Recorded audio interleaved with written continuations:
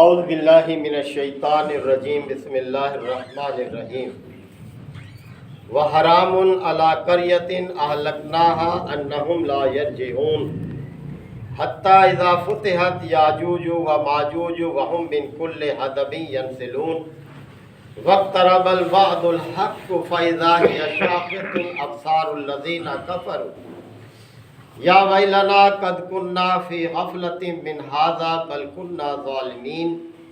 Income وما تعبدون من دون اللہ حسب جہنم انتم لہا واردون لو کان ہؤلاء آلہۃ ما وردوها وکل فیہا خالدون لہم فیہا زفیر وہم فیہا لا یسمعون ان الذین سبقت لہم منا الحسنی اولئک عنہا مبعدون لا یسمعون حسیسها وهم فیما اشتہت انفسهم خالدون لا یحزنهم الفزع الاکبر وتلقاهم الملائکہ ھذا یومکم الذی کنتم توعدون صدق اللہ مولانا العظیم۔ حضرات، سورہ انبیاء کے یہ 7ویں رکوع کی آیات ہیں۔ پچھلے رکوعات میں اللہ تعالیٰ نے اپنے پیغمبروں کا پے در پے تذکرہ فرمایا۔ اب آخری رکوع میں خاتمہ کلام کے طور پر کچھ باتیں بیان کی جا رہی ہیں توجہ کے لیے کہ وہ حرام علی قریۃ، اور یہ ممکن نہیں ہے کسی بستی کے لیے، اہلکناہا کہ جس کو ہم نے ہلاک کر دیا، انہم لا یرجعون کہ وہ پھر واپس پلٹ آئے۔ جس بستی کو ہم نے ہلاک کر دیا اب اس کے لیے یہ ناممکن ہے کہ وہ پھر اٹھ کھڑی ہو، پھر آ جائے، ایسا ہو نہیں سکتا۔ اللہ تعالیٰ نے جس کو اس دنیا سے رخصت کیا بس وہ رخصت ہو گیا۔ مہلت عمل ہے ہر انسان کی، ہر قوم کی، جب وہ پوری ہو جاتی ہے تو بس پھر وہ قیامت کے دن ہی اٹھے گی، پھر تو اس سے پہلے وہ واپس نہیں آ سکتی۔ لہٰذا اس مہلت سے فائدہ اٹھانا چاہیے، مقصد یہ ہے، اس کو مذاق میں نہ اڑا دیں، ضائع نہ کر دیں، اس مہلت عمل سے فائدہ اٹھائیں۔ اور یہ تبھی ہوگا حتی اذا فتحت یاجوج و ماجوج کہ جب یاجوج اور ماجوج کھول دیے جائیں گے، وَهُم مِّن كُلِّ حَدَبٍ يَنْسِلُونَ اور ہر بلندی سے وہ اتر آئیں گے۔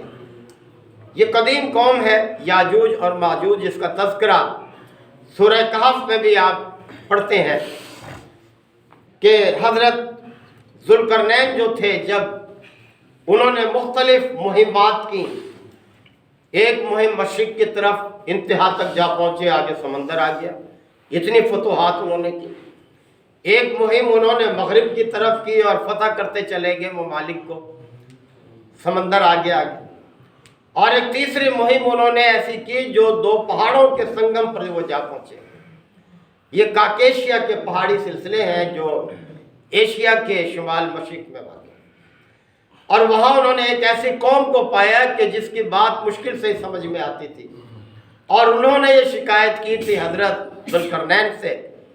کہ ایک ایسی قوم ہے یہ یاجوج ماجوج جو ہمیں پریشان کرتے ہیں، حملہ آور ہوتے ہیں، لہذا ان کا کوئی بندوبست کر دیں، کوئی بند باندھ دیں ہمارے اور ان کے درمیان۔ تو حضرت ذوالقرنین نے ان کے درمیان بند باندھا تھا اور یہ فرمایا تھا کہ اب نہ تو وہ اس کے اوپر سے آ سکیں گے اور نہ اس میں نقب لگا سکیں گے، اور یہ بند اسی وقت تک قائم رہ سکے گا جب تک میرا رب چاہے گا۔ جب وہ چاہے گا اس کو ملیا میٹ کر دے گا، ختم کر دے گا۔ تو یہ یاجوج اور ماجوج کی شورشیں ہمیشہ سے متمدن ممالک کی طرف جاری رہی ہیں، ایشیا کی طرف، یورپ کی طرف۔ تو انہی کے حوالے سے فرمایا جا رہا ہے کہ قومیں اسی وقت اٹھیں گی، افراد اسی وقت اٹھیں گے دوبارہ جب یہ یاجوج اور ماجوج یہ پلٹ آئیں گے، اور پوری دنیا میں ایک جنگ کا سما جو ہے وہ قائم ہو جائے گا۔ یہ قیامت کی نشانیوں میں سے ہے۔ قیامت کی 10 نشانیاں ہیں جو نبی کریم صلی اللہ علیہ وسلم نے بیان فرمائی ہیں کہ دھواں ہے، دابۃ الارض ہے، اور اس طرح سے حضرت عیسیٰ ابن مریم کا نزول ہے، اور 3 مقامات پر زمین کا دھنسنا ہے، 3 مقامات پر خسوف ہے، اور وہ ایک مشرق میں، ایک مغرب میں، ایک بحیرۃ العرب میں، اور اسی طرح سے حضرت عیسیٰ ابن مریم کا نزول ہے، اور پھر اللہ تعالیٰ کی طرف سے مغرب کی طرف سے سورج کا طلوع ہونا ہے، یاجوج اور ماجوج کی شورش ہے، اور پھر یمن سے ایک ایسی آگ اٹھے گی جو لوگوں کو حشر کی طرف جو ہے وہ دھکیلے گی۔ تو یہ مختلف نشانیاں ہیں جو کہ نبی کریم صلی اللہ علیہ وسلم نے بیان فرمائی ہے۔ اور یاجوج ماجوج کی شورش کے بعد قیامت کا برپا ہونا ایسے ہے، آپ صلی اللہ علیہ وسلم نے فرمایا جیسے پورے دن کی حاملہ ہو جس کے بارے میں نہیں کہا جا سکتا کہ وہ صبح بچہ جن دے یا شام کو جنے، یعنی اس طرح سے وہ قیامت جو ہے بالکل سر پر ہوگی، برپا ہونے والی ہوگی۔ وقترب بل وعد الحق، اور وعدہ حق جو ہے اس کا پورا ہونے کا وقت قریب آ جائے گا۔ فَإِذَا هِيَ شَاخِصَةٌ أَبْصَارُ الَّذِينَ كَفَرُوا، اور کافر جو ہیں، جو انکار کرتے ہیں آخرت کا، ان کی آنکھیں پھٹی کی پھٹی رہ جائیں گی کہ یہ کیا ہو گیا، اور یہ کہ یا ویلنا، وہ کہیں گے ہماری کمبختی، قد کننا فی غفلۃ من ھذا، کہ ہم تو اس سے غفلت میں پڑے رہے، اور یہ کہ بل کننا ظالمین، بلکہ ہم ہی ظالم تھے، یعنی ہم نے یقین نہیں کیا پیغمبروں کے اس خبر کا کہ قیامت برپا ہوگی، ہم مذاق اڑاتے رہے، ہم نے سنجیدگی سے اس کو لیا ہی نہیں، اس کی تیاری نہیں کی، اور اب یہ تو وہی ہو گیا جس کی خبر دی گئی تھی، تو ہم ہی ظالم نکلے، ہم نے ہی غفلت سے کام لیا، کسی کا کوئی قصور نہیں ہے، ہم ہی قصوروار ہیں۔ لیکن اس وقت قصور کا احساس ہونے کا کیا فائدہ، جب قیامت کے آثار نمایاں ہو جائیں گے، پھر تو توبہ کی بھی گنجائش نہیں ہے۔ توبہ اسی وقت تک ہے جب تک انسان پر موت کے آثار نہ آ جائیں، اس سے پہلے توبہ کی اللہ نے اجازت رکھی ہے۔ اسی طرح سے عذاب الہی کے آثار نمایاں ہو جائیں، عذاب کسی قوم پر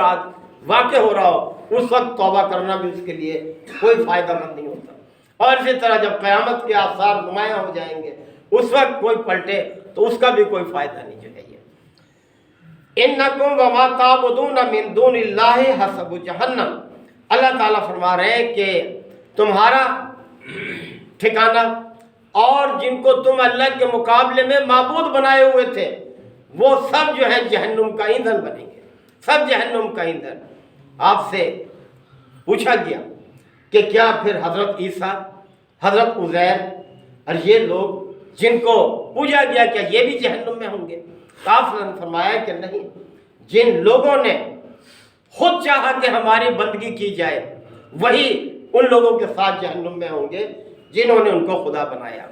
اور جن کو پتہ بھی نہیں، جنہوں نے کوئی خواہش کا اظہار نہیں کیا کہ ہمیں پوجا جائے، وہ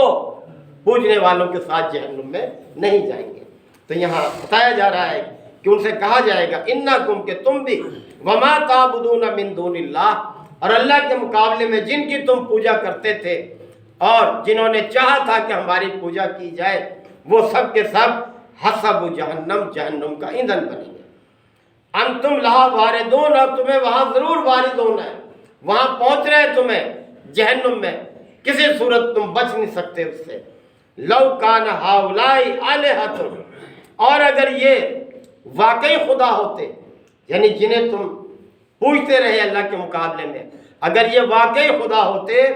ما وردوہا، تو یہ وہاں نہ پہنچتے، جہنم میں یہ نہ جاتے۔ وَكُلٌّ فِيهَا خَالِدُونَ، اور یہ سب کے سب ہمیشہ اس میں رہیں گے۔ لَهُمْ فِيهَا زَفِيرٌ، اور اس میں وہ پکاریں گے، یعنی جیسے ایک شخص سخت تھکا ہوا ہو اور گرمی کی شدت ہو، پیاس ہو، تو اس کا سانس جیسے آواز نکالتا ہے اس طرح سے، یا جیسے گھوڑا دوڑ کر جب آتا ہے، گرمی کے منہ سے جھاگ نکل رہے ہوتے ہیں، اس کا سانس جیسے پھولا ہوا ہوتا ہے، یہ کیفیت ہوگی جہنم میں ان لوگوں کی جو کہ اللہ کے مقابلے میں دوسرے معبود اختیار کرنے والے ہیں۔ وَهُمْ فِيهَا لَا يَسْمَعُونَ، اور وہاں وہ کان پڑی آواز نہ سن سکیں گے، یعنی ایسے چیخ و پکار ہوگی اس میں جہنم کے اندر، اور اس طرح سے وہ واویلا کر رہے ہوں گے یہ مجرم لوگ کہ ہم نے کیا کیا، ہمارے عمل نے ہمیں کہاں پہنچا دیا۔ ایک دوسرے کو ملامت کریں گے اور پھر ان معبودوں کو برا بھلا کہیں گے کہ انہوں نے ہمیں یہاں پہنچایا، تو پھر کیا فائدہ وہاں پر اس طرح کی شورش برپا کرنے کا، یعنی ہمیشہ کے لیے ان کا ٹھکانہ وہ جہنم ہو گیا۔ ان الذین سبقت، اب یہ قرآن کا اصول ہے کہ دوسرے لوگوں کا بھی ذکر کرتا ہے، مجرمین کے ساتھ انعام یافتہ لوگوں کا بھی تذکرہ کرتا ہے۔ فرمایا کہ ان الذین سبقت لہم من الحسنی، اب رہے وہ لوگ جن کے بارے میں پہلے ہی ہم نے بھلائی کا فیصلہ کر لیا ہے، یعنی جن لوگوں کو دنیا میں نیک زندگی عطا ہوئی، بھلائی کے کاموں میں انہوں نے مصروف رکھا ہے اور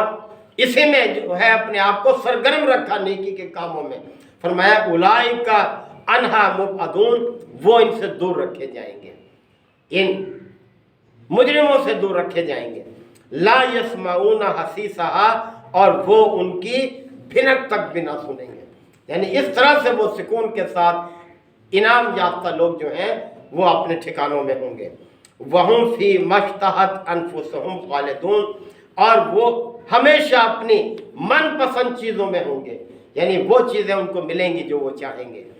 لا يحزنهم الفزع الاکبر، اور اس بڑے خوفناک دن کے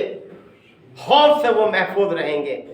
کوئی رنجیدہ نہیں ہوں گے، اس سے کوئی غم ان کو نہیں پہنچے گا۔